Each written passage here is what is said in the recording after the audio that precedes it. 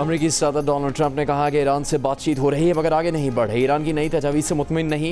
Iran ऐसी चीज़ें मांग रहा है जिससे मैं इत्तेफाक नहीं कर सकता, नहीं चाहता कि ईरान के पास एटमी हथियार हों। ट्रंप ने कहा कि वो इस बात से आगाह है कि पाकिस्तान ने उनके साथ ज़मीनी रास्ते खोल दिए हैं। उन्होंने एक बार फिर कहा कि वो पाकिस्तान के फील्ड मार्शल आसिम मुनीर और वज़ीर आज़म शहबाज शरीफ की बहुत इज्जत करते हैं।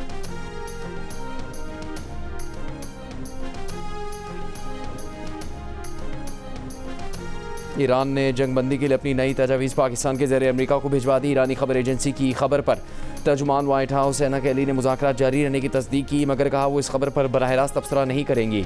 ईरानी वजारत ख़ारजा ने अमेरिका से मुज़ाकरात में पाकिस्तान से मुताल्लिक़ कहा कि वो वाहिद सालिस है। दोबारा बराह रास्त मुज़ाकरात का फैसला हो तो बाज़ाबता तौर पर बताया जाएगा।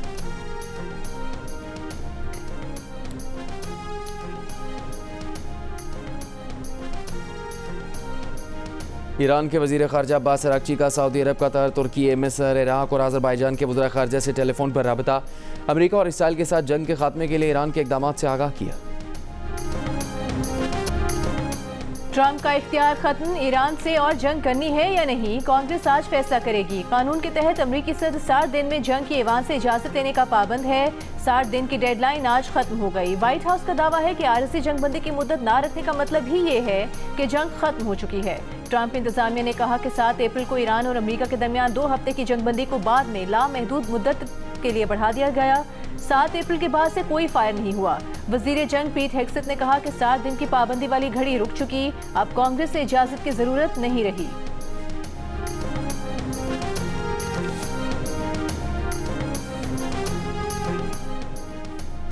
ईरान जंग की लागत $25 अरब नहीं बल्कि तकरीबन $50 अरब है। अमरीकी हुकाम ने मान लिया। इससे पहले पेंटागन ने कहा था कि जंग की लागत तकरीबन $25 अरब है। ईरान के वज़ीर ख़ारजा अब्बास अराग़ची ने कहा कि अमरीका को जंग की लागत ना $25 अरब की पड़ी ना $50 अरब की, बल्कि नेतन्याहू का खेला गया जुआ अमरीका को $100 अरब का नुकसान पहुंचा चुका है। इसराइल फर्स्ट का हमेशा मतलब अमरीका लास्ट ही होता है।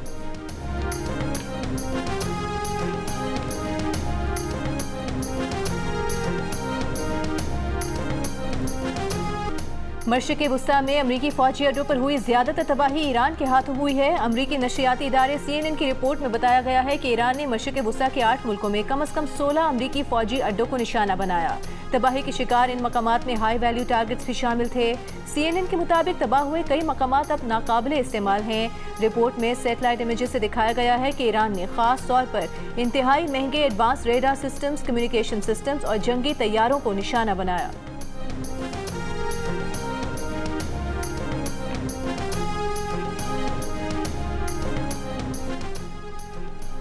मुत्तहदा अरब अमारात के सदर तीर मुशीर अनवर करकाश का कहना है कि ईरान ने अपने हमसाय ममालिक के खिलाफ जारियत की।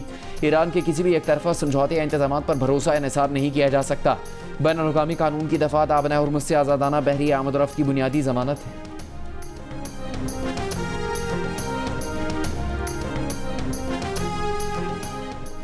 इसराइल ने मुत्तहदा अरब अमारात में लेज़र एयर डिफेंस सिस्टम नस्ब कर दिया। बरतानवी जरीदे फाइनेंशियल टाइम्स के मुताबिक laser air defence system Iran जंग के दौरान फराहम किया गया।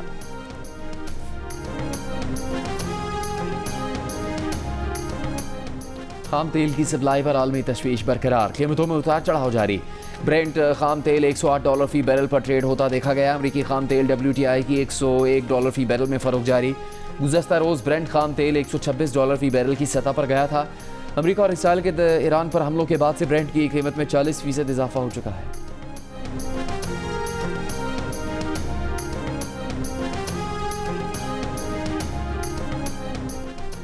वज़ीर आज़म शहबाज शरीफ ने इस्लामाबाद की शाह दस्तूर पर 1 कॉन्स्टिट्यूशन इमारत के मामले पर कमेटी बना दी। हतमी फैसले तक इस्लामाबाद इंतजामिया को कार्रवाई से रोक दिया।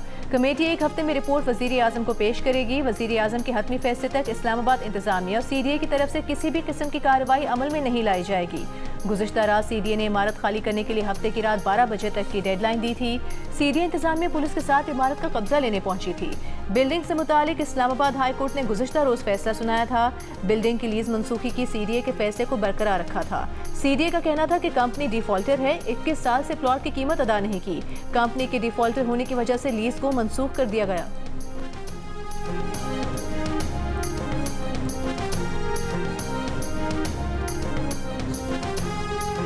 अब अल्हम्दुलिल्लाह पन बिजली से जो बन रही है वो इस वक्त 6000 मेगावाट पे पहुंच चुकी है, जो 1000 होती थी। आपकी डिमांड भी बहुत ऊपर गई है, लेकिन उसके बावजूद ये पन बिजली 1 से 6000 पे गई है।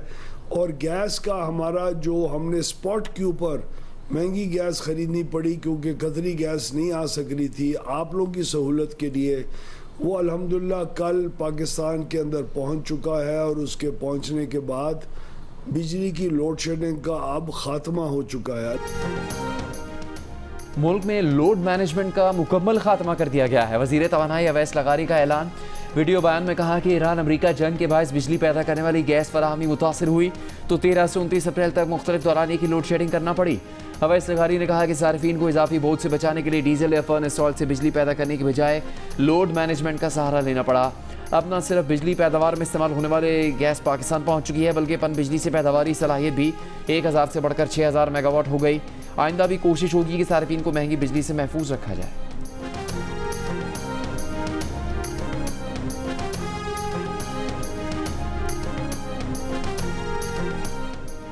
शदीद गर्मी में मुल्क के मुख्तलिफ हिस्सों में बिजली की एलानी और गैर एलानी लोड शेडिंग जारी। कराची के मुस्तस्ना इलाकों में भी कई घंटों तक बिजली गायब रहने लगी। लोड शेडिंग से मुतासरा इलाकों में garden Lyari, north Karachi, new Karachi, Malir, Korangi और अंगी टाउन, मंगूपीर, सुरजानी, सोहराब गोट और बल्दिया टाउन शामिल। मकली और ठट्टा समेत गिरदोनवाह में 14 घंटे की लोड शेडिंग। मीरपुर खास में लोड शेडिंग का दौरानिया 6 से बढ़कर 8 घंटे हो गया। हेस्को हुकाम का कहना है शदीद गर्मी में सिस्टम पर दबाव की वजह से लोड शेडिंग बढ़ी।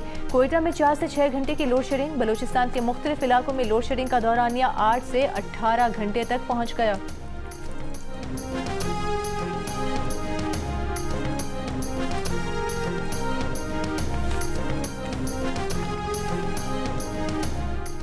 अमरीका का ईरानी हुकूमत के बैरून मुल्क मौजूद पेंशन फंड्स के अकाउंट्स मुंजमद करने पर गौर।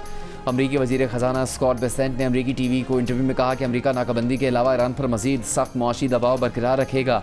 सदर ट्रंप ने उनसे ईरान पर दबाव बढ़ाने को कहा है। ईरानी तेल की खरीद व फरोख्त में मुलविस सनतों और बैंकों पर सानवी पाबंदी आयद करने के इरादे से आगाह कर दिया गया है।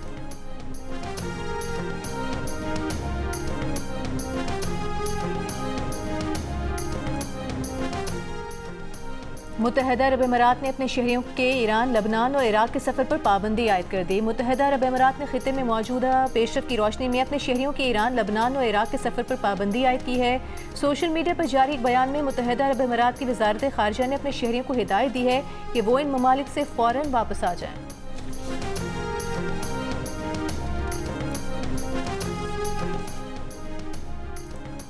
पाकिस्तान और चीन के दरमियान तामीराती मशीनरी, सेहत, हैवानात और मेडिकल टेक्नोलॉजी से मुतालिक मुआहदों पर दस्तखत। तकरीब में सदर मुमलिकत आसिफ अली जरदारी की शिरकत।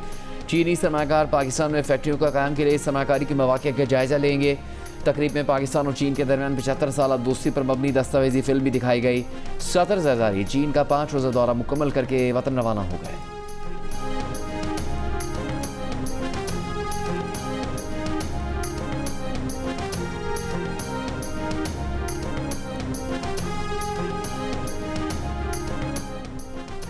विफाकी वज़ीर दाखिला मोहसिन नकवी और गवर्नर खैबर पख्तूनख्वा फैसल करीम कुंडी की मुलाकात। खैबर पख्तूनख्वा में अमन व अमान, इंतजामी अमूर और सिक्योरिटी की मजमूई सूरत हाल पर तबादला ख्याल। NFC अवार्ड ज़म अज़ला में अमन व अमान, तरक्याती इक़दाम, अफगान सरहद से दरअंदाजी और दीगर मामलात पर गुफ्तगू। मोहसिन नकवी का कहना है खैबर पख्तूनख्वा में पायदार अमन, तरक्की और खुशहाली के लिए विफाकी हुकूमत हर मुमकिन इक़दाम कर रही है। मोहसिन नकवी का FIA हेडक्वार्टर्स का भी दौरा। FIA को मज़ीद मौसर, फ़ाल और अवाम दोस्त बनाने के लिए इस्लाहात का जायज़ा लिया गया।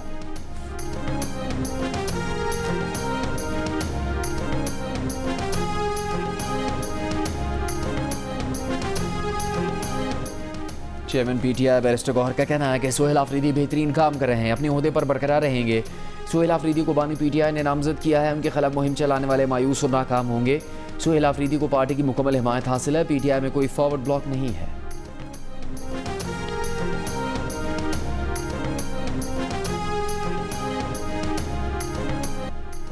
वज़ीर आज़म शहबाज शरीफ का कहना है पाकिस्तान में डिजिटल मईशत के फ़रोग़ और सरमायाकारों के एतमाद में इजाफा ज़रूरी है। वर्चुअल असासाजात के शोबे में मौसर और आलमी मयार के मुताबिक रेगुलेटरी निज़ाम जल्द फ़ाल बनाया जाए। वज़ीर आज़म से वज़ीर मुमलिकत और chairman Pakistan virtual assets regulatory authority Bilal Bin Saqib की मुलाकात। Pakistan virtual assets regulatory authority के उमूर पर ब्रीफिंग। वज़ीर आज़म ने कहा नौजवानों को जदीद टेक्नोलॉजी बिलखुसूस मसनूई ज़हानत और डिजिटल फाइनेंस की तरबियत दी जाए।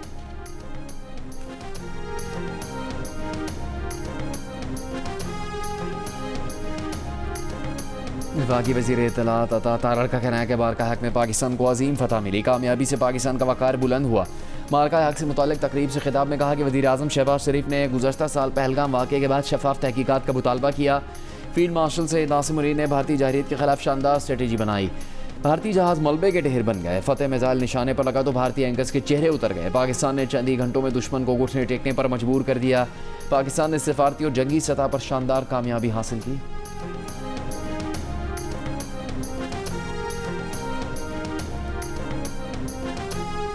मुल्क की तरक्की का पहिया चलाने वाले मजदूरों और मेहनत कशों को सलाम। आलमी यौम मजदूर के मौके पर national trade union federation, home based women workers federation और दीगर तंजीमों की जानिब से कराची में रैली निकाली गई। सुर्ख परचम लहराकर मजदूरों को खिराज तहसीन पेश किया गया। मजदूरों को उनके हुकूक देने का मुतालबा किया गया। हैदराबाद, सखर और बदीन समेत सिंध के मुख्तलिफ शहरों में भी मुजाहरे। लाहौर, रावलपिंडी, मुल्तान, बहावलपुर, बहावलनगर, हाफिजाबाद, कबीरवाला और पंजाब के दीगर शहरों में भी रैलियाँ। फैसलाबाद में रिक्शा ड्राइवर्स का मुजाहरा, मजदूरों को उनके हुकूक देने का मुतालबा। हब, नसीराबाद, खुसदार, कल्लात समेत बलूचिस्तान के मुख्तलिफ शहरों में भी रैलियाँ। नौशहरा और चारसदा में भी मुजाहरे किए गए।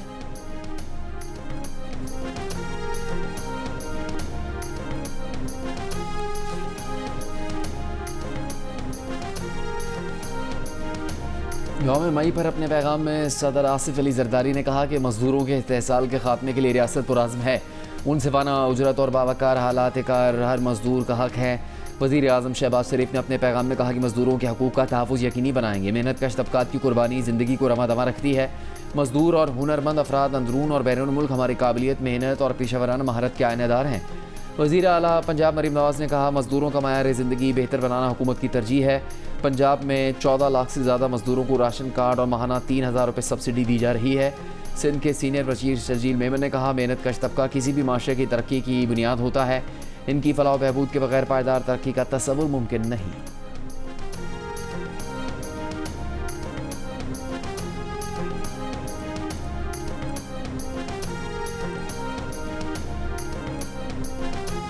ये पेट्रोल की कीमतें ना जी इतनी बढ़ गई हुई हैं कि सवारियां नहीं मिलती।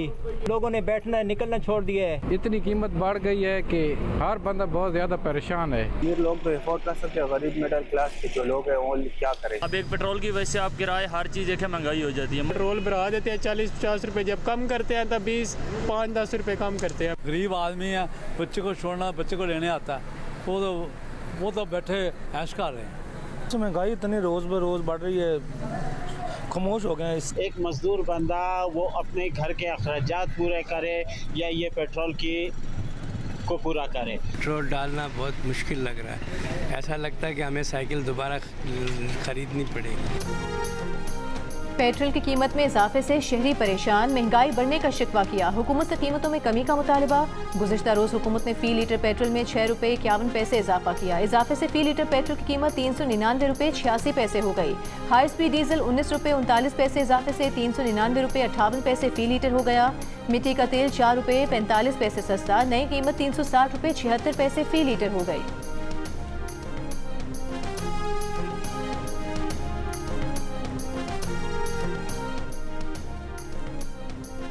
पेट्रोल पर लेवी में 3 रुपये 88 पैसे कमी के बावजूद कीमत का बड़ा हिस्सा टैक्सों पर मुश्तमिल। ज़राए वज़ारत तवानाई के मुताबिक 1 लीटर पेट्रोल पर 32% टैक्स है, जिसमें 103 रुपये 50 पैसे लेवी, 23 रुपये 72 पैसे कस्टम ड्यूटी, 2 रुपये 50 पैसे क्लाइमेट सपोर्ट लेवी शामिल है। 1 लीटर डीजल की कीमत में 82 रुपये 81 पैसे टैक्स है, जिसमें 51 रुपये 62 पैसे कस्टम ड्यूटी, 28 रुपये 69 पैसे लेवी, जबकि 2 रुपये 50 पैसे क्लाइमेट सपोर्ट लेवी आए थे।